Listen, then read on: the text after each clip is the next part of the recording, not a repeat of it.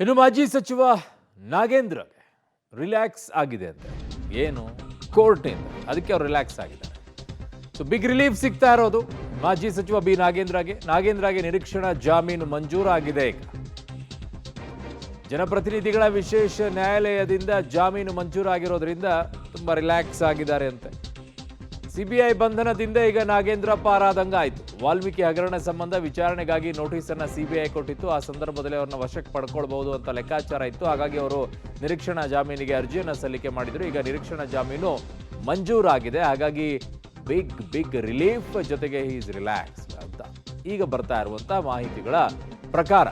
ಯಾಕೆ ಅಂತಂದ್ರೆ ಸಿಬಿಐ ಮೂಲಕವಾಗಿ ಅವ್ರನ್ನ ಬಂಧಿಸುವಂತ ಕೆಲಸವನ್ನ ಮಾಡ್ತಾ ಇತ್ತು ಅನ್ನುವಂತಹ ಮಾಹಿತಿಗಳೇ ಬಹುದೊಡ್ಡದಾಗಿ ಕೇಳಿ ಬರ್ತಾ ಇತ್ತು. ವಿಚಾರಣೆಗೆ ಅವರನ್ನ ಕರೆದು ಅಲ್ಲೇ ಬಂಧಿಸುವಂತ ಸಾಧ್ಯತೆ ಇತ್ತು ಅಂತ ಹೇಳ್ತಾ ಇತ್ತು.